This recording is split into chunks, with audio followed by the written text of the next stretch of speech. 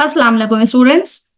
आज के वीडियो में हम प्रोडक्ट लॉज ऑफ एक्सपोनेंट्स देखने जा रहे हैं। इससे प्रीवियस वीडियो में हमने ये देख लिया था कि एक्सपोनेंट्स क्या होते हैं, एक्सपोनेंट्स को कैसे डील किया जाता है, या किस तरह के नंबर्स हमारे एक्सपोनेंट्स नंबर्स होते हैं, राइट। तो अगर थोड़ा सा मैं आपको इंट्रोडक्शन दूं एक्सपोनेंट का, तो बेसिकली एक्सपोनेंट क्या होती है कि हमारे पास यहाँ पे कोई भी नंबर लिखा हुआ है जो बेस में है, अगर इसके पास कोई पावर मौजूद है तो पावर को हम कहेंगे कि वो एक्सपोनेंट है, राइट। अब जिस तरह सपोज दैट मेरे पास बेस है 4 और एक्सपोनेंट है इसके 6, तो यहां पे क्या होगा, 4 की पावर 6 यानी कि 4 इसमें बेस कहलाएगा और 6 इसमें एक्सपोनेंट कहलाएगा। अब इसको लिखने का तरीका ये होता है कि 4 को आप मल्टीप्लाई करवा दें 6 टाइम, जो इसकी पावर का नंबर है उतनी दफा आप उसे मल्टीप्लाई करवा दें।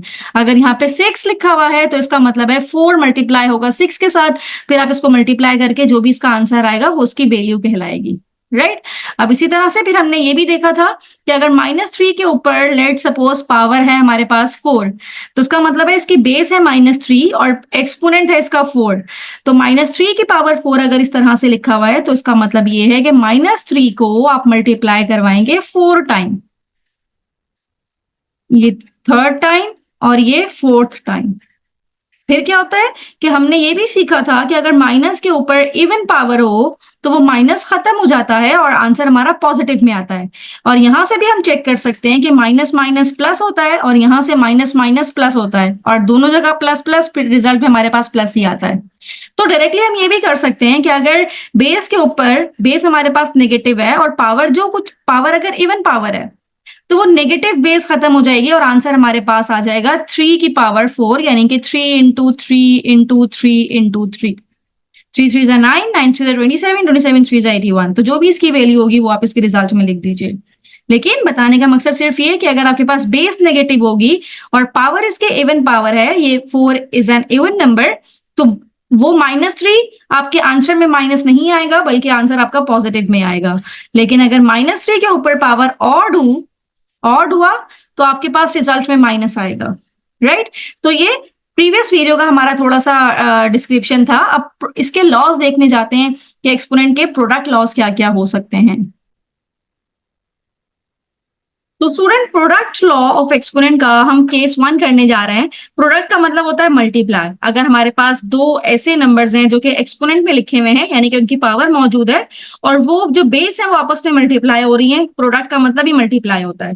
फिर हमने क्या करना है, तो इसका पहला केस ये हो सकता है कि when bases are same but exponents are different. Bases का मतलब मैंने आपको बताया था, बेस का मतलब ये कि कोई नंबर, ये जो नीचे लिखा हुआ होता है वो बेस कहलाती है और जो इसकी पावर में लिखा हुआ होता है वो इसका एक्सपोनेंट कहलाता है। अब लेट सपोज मैं एक जनरल अगर बात करूं तो बेस मेरे पास है a और इसकी पावर है m। कोई भी नंबर हो सकता है, a की जगह पे कोई भी नंबर ले लें, m की जगह पे कोई और नंबर ले लें। यहाँ पे हम जनरल स्टडी कर रहे हैं यहाँ पे। और फिर मेरे पास एक दूसरा नंबर है जिसकी बेस a ही है, क्योंकि केस जो हमारा है व्हेन बेसिस आर सेम।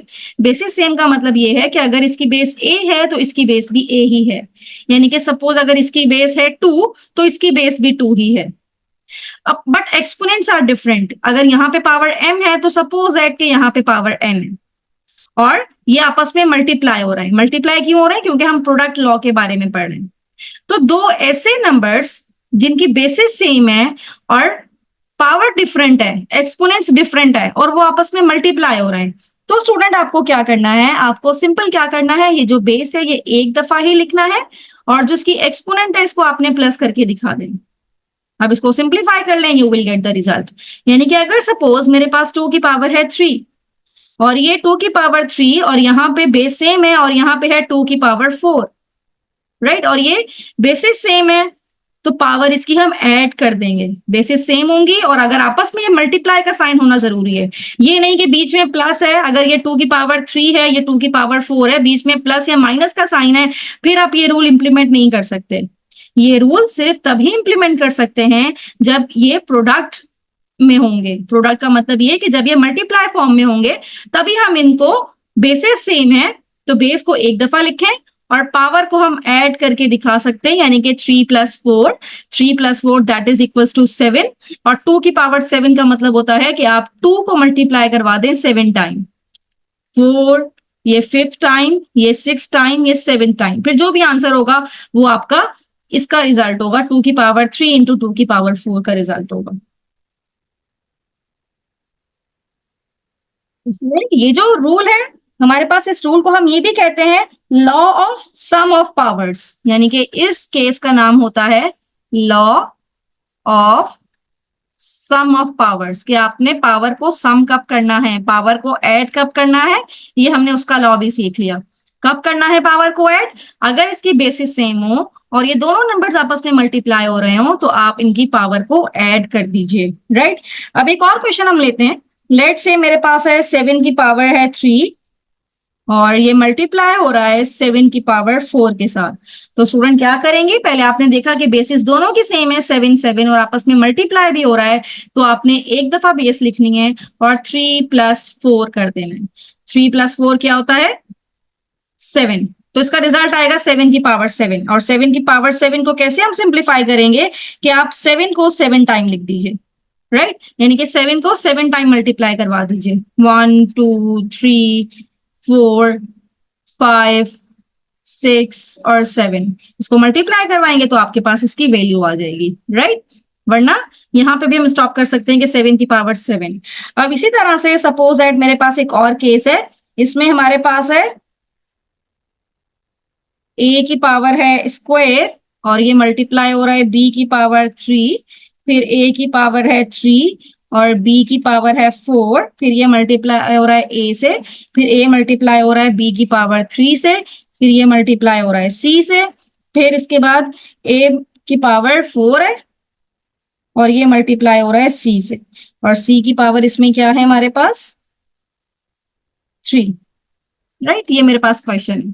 अब इसको मुझे सिंप्लीफाई करना है, तो स्टूडेंट सबसे पहले तो आप ये सर्च कीजिए कि यहाँ पे बेसिस कौन कौन सी हैं। एक बेस तो ये a है, राइट, ए। तो a के सारे जो नंबर्स हैं वो हम पहले लिख देंगे, a² इंटू a की पावर 3 इंटू ये वाला a की पावर 1 मल्टीप्लाई बाय a की पावर 4। तो a वाले हमने सब पहले लिख लिए। फिर इसके बाद हम आगे देखेंगे कि हमारे पास अगला कौन सा है। अगला हम b को लिखते हैं।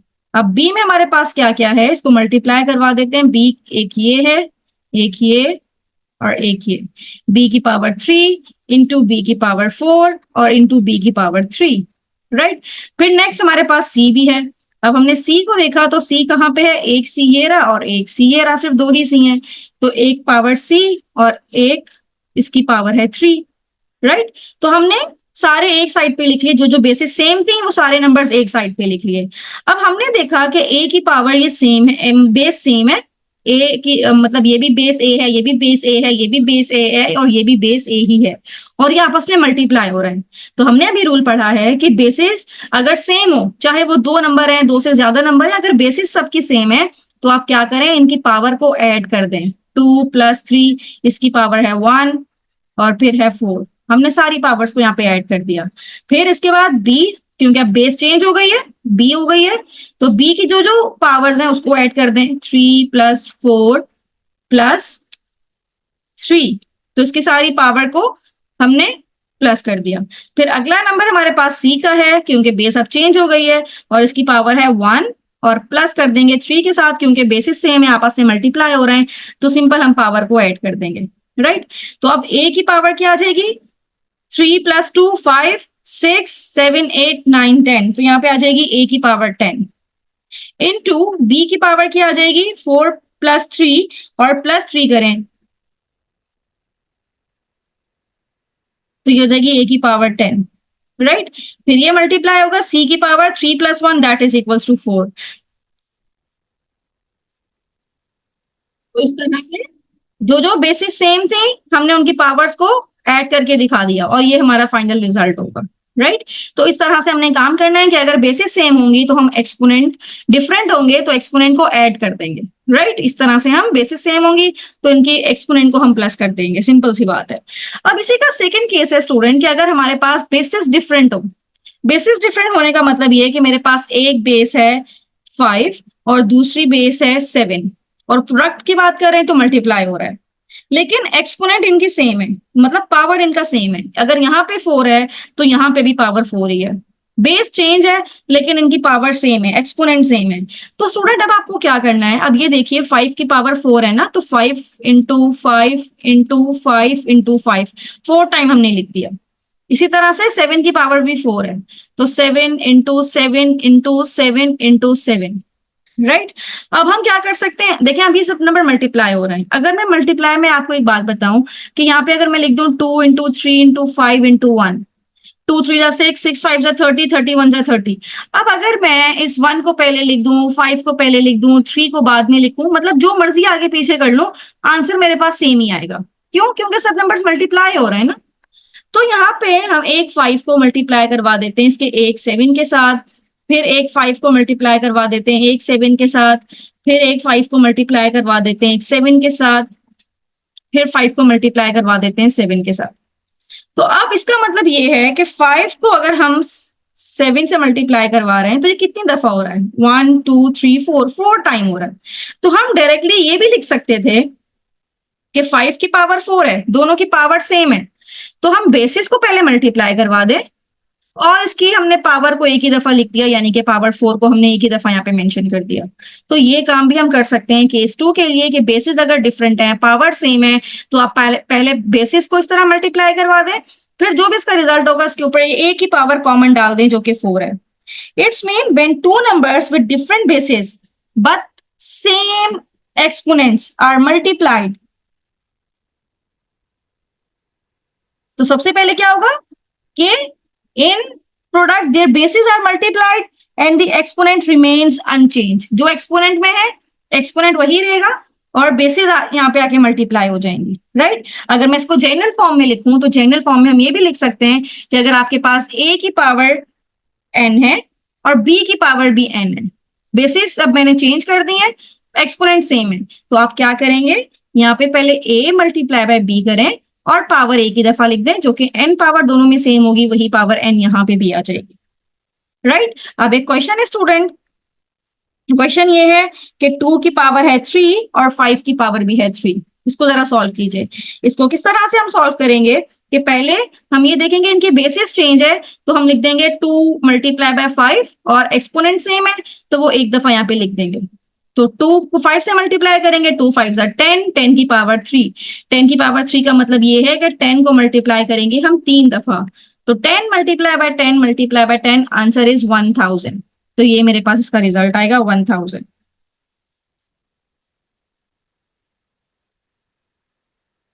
तो स्टूडेंट यहाँ पे कुछ क्वेश्चंस हम करने जा रहे हैं जिसमें हमने लॉज ऑफ एक्सपोनेंट को यूज करना है, और लॉज ऑफ एक्सपोनेंट को यूज करते हुए हमने जो भी एक्सप्रेशन गिवन होगी उसको एक्सपोनेंशियल फॉर्म में ही लिखना है, एक्सपोनेंशियल फॉर्म में ही लिखना है, उसको हमने मल्टीप्लाई करके उसकी वैल्यू नहीं लिखनी। तो नंबर 1 में हमारे पास है 5 की पावर 3 इंटू 5 की पावर 2, तो ये तो बहुत ही सिंपल है, एक्सपोनेंशियल फॉर्म में ही लिखना है। तो आप सिंपल क्या करेंगे, बेसिस सेम है तो 5 को एक दफा लिखा, पावर ऐड कर दें, 3 + 2 कर देंगे, तो 3 + 2 हमारे पास आ जाएगा 5 की पावर 5, यहीं पे छोड़ देंगे हम, यही हमारा आंसर होगा, क्योंकि क्वेश्चन में लिखा है कि आपको एक्सपोनेंशियल फॉर्म तक ही लेके जाना है, राइट। अब नेक्स्ट देख लेते हैं, नेक्स्ट हमारे पास क्या है, नंबर 2। नंबर 2 हमारे पास है -a की पावर 2 -a की पावर 2 इंटू -a की पावर है 5 और फिर -a की पावर है हमारे पास 3। तो बेसिस सेम है, बेस क्या चल रही है सबकी, -a चल रही है, तो बेस -a ही रहेगी। या पावर को देखेंगे, इनकी एक्सपोनेंट क्या है 2, इसको ऐड कर देंगे, 2 + 5 + 3, तो -a, अब पावर हो जाएगी 5 6 7 8 9 10, -a की पावर 10। अब -a की पावर 10 है स्टूडेंट, मैंने आपको बताया था कि अगर माइनस के ऊपर कोई इवन पावर हो तो वो माइनस खत्म हो जाता है, यानी कि रिजल्ट आएगा a की पावर 10। तो यहाँ पे भी आप स्टॉप कर सकते हैं, ये भी आपका आंसर हो सकता है और ये भी आपका आंसर हो सकता है, a की पावर 10, माइनस हमने खत्म कर दिया क्योंकि ऊपर पावर हमारे पास इवन पावर है, राइट। फिर इसी का एक और क्वेश्चन देख लेते हैं, ये है हमारे पास m 1/2 इंटू 1/2 की पावर 5 और फिर 1/2 की पावर 6। अब बेस क्या है हमारी, 1/2 चल रही है, बेसिस सेम है तो बेस को हमने एक दफा ही लिखा, यानी कि 1/2 लिखा, और जो इसकी पावर्स थी, इसकी पावर है 1 + 5 + 6, तो रिजल्ट आ जाएगा 1/2 और 6, और ये भी 6 + 6 ये हो जाएगा 12, तो 1/2 की पावर 12। अब स्टूडेंट एक क्वेश्चन आपके लिए है, इसका आंसर आप कमेंट बॉक्स में बताएंगे कि अगर -7 की पावर 0 है और -7 की पावर 3 है, तो इसका आंसर क्या होगा? अगर आपको याद हो, किसी भी बेस के ऊपर अगर एक्सपोनेंट 0 हो तो इसका एक अलग रूल होता है जो मैंने प्रीवियस वीडियो में आपको बताया था कि 0 पावर का क्या मतलब है। तो वो वीडियो देख के इसको समझिए और मुझे इसका आंसर कमेंट बॉक्स में जरूर बताइए। थैंक यू सो मच कि आपने मेरी वीडियो एंड तक देखी।